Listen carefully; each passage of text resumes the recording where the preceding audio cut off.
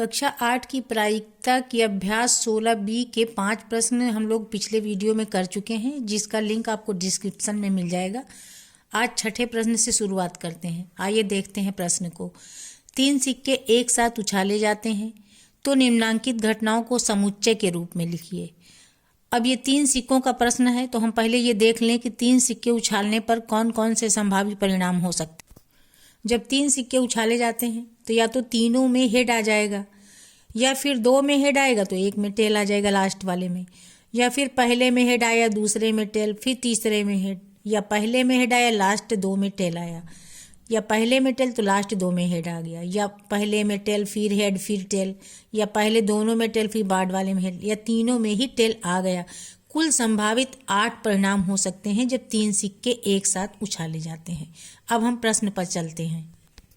3 सिक्के उछालने में पहला प्रश्न है कि कोई भी चित का मतलब हेड प्रकट नहीं होता।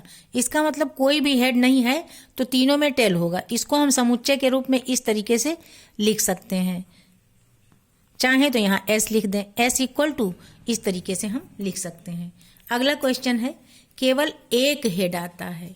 एक हेड आने का मतलब है कि चाहे हेड पहले में आ जाए और बाद वाले 2 में टेल आ जाए, या फिर पहले में टेल आ जाए फिर हेड आ जाए फिर टेल आ जाए, या फिर पहले दोनों में टेल आ जाए और बाद वालों में हेड आ जाए। यही 3 कंडीशन बनती हैं एक हेड आने की। तो ये इसको समुच्चय के रूप में हमने लिख दिया है।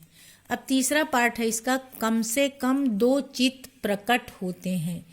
तो कम से कम 2 हेड आना जरूरी है।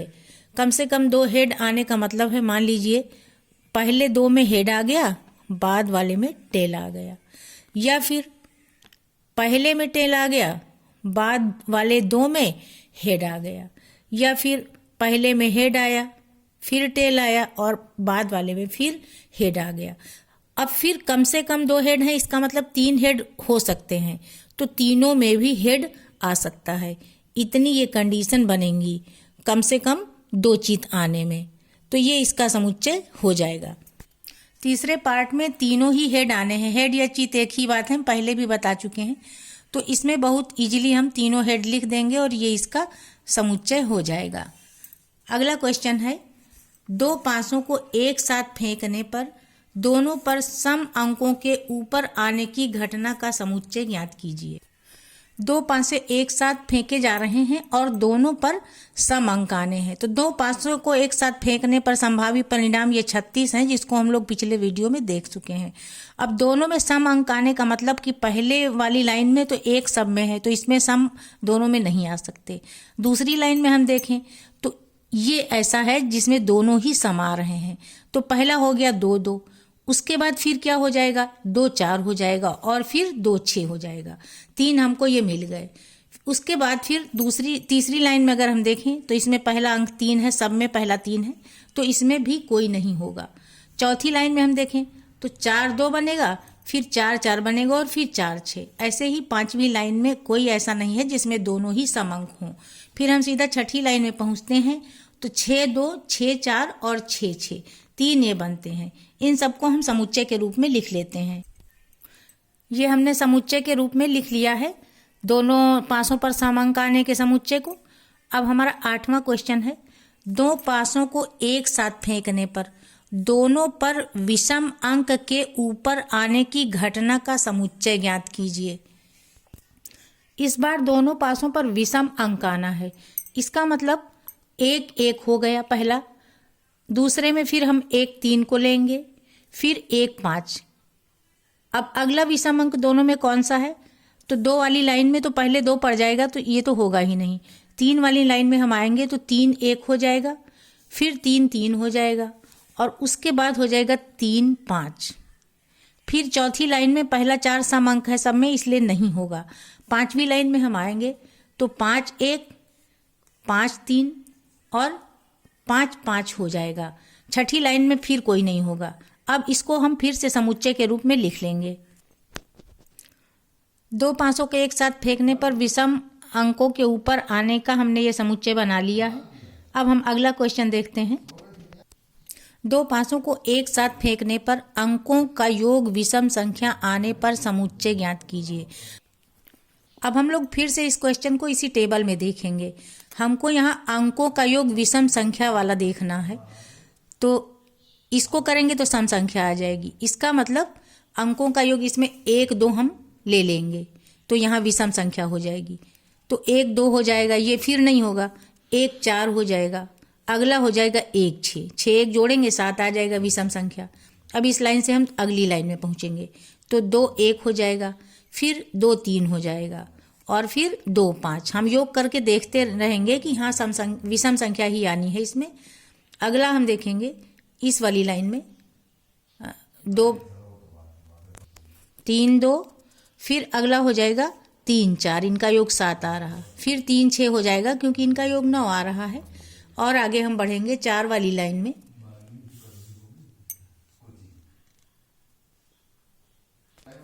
4 1 हो जाएगा, इनका सम 5 हो रहा है। फिर ऐसे ही 4 3 हो जाएगा, फिर 4 5 हो जाएगा। अगली लाइन में हम पहुंचते हैं तो 5 1 नहीं होगा क्योंकि इनका सम 6 हो रहा है। अब 5 2 हो जाएगा, फिर 5 और 4 हो जाएगा, फिर 5 6 हो जाएगा। अगली लाइन में पहुंचेंगे 6 1 7 होता है तो ये भी हो जाएगा क्योंकि विषम अंक ही आना है। फिर 6 3 हो जाएगा और फिर 6 5 हो जाएगा। अब इन्हीं को हम समुच्चय के रूप में लिखेंगे।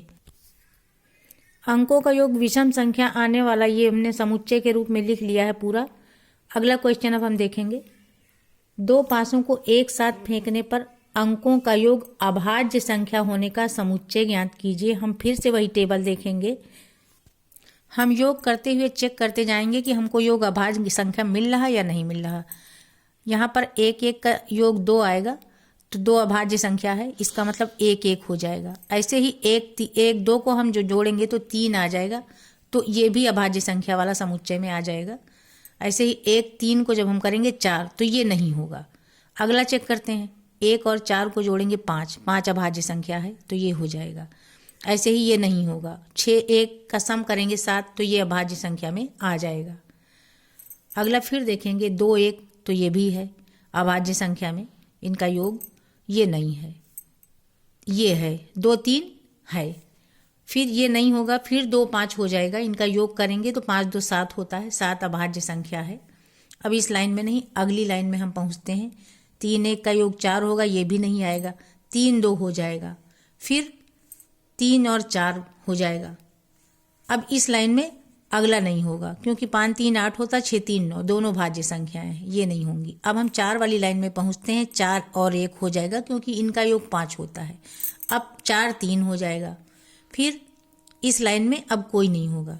अब आगे पहुंचते हैं तो 5 और 2 वाला हो जाएगा, फिर इधर ये सब नहीं होंगे क्योंकि इनका योग भाज्य आ जाएगा। अब सीधा 5 और 6 जब हम जोड़ेंगे 11 आएगा तो 11 अभाज्य संख्या होगी। ऐसे ही 6 1 का योग 7 होता है, ये भी अभाज्य संख्या के समुच्चय में आएगा। और अब सीधा 6 और 5 वाला आएगा। इन सभी को हम समुच्चय के रूप में अब लिखेंगे। हमने अंकों का योग अभाज्य संख्या होने का ये समुच्चय लिख लिया है इस तरीके से। अब हम अगला क्वेश्चन लास्ट देख रहे हैं। एक लॉटरी में 100 इनाम है जबकि उसके 1 लाख टिकट बिके हैं। इसका एक टिकट खरीदने वाले व्यक्ति की इनाम जीतने की संभावना कितनी है? तो इनाम जीतने की संभावना होगी जितने इनाम है, इनाम है 100 और कुल जितने टिकट बिके हैं उससे हम भाग दे देंगे। तो कुल टिकट बिके हैं 1 लाख, तो हम 1 लाख से भाग दे देंगे। अब इसको हम सिंप्लीफाई कर लेंगे तो 1/1000 इनाम जीतने की संभावना है। ये लास्ट क्वेश्चन है। अब इसके फर्स्ट पार्ट का यानी अभ्यास जो है 16B, इसके फर्स्ट पार्ट के वीडियो का लिंक आपको इसके डिस्क्रिप्शन में मिल जाएगा। Thank you.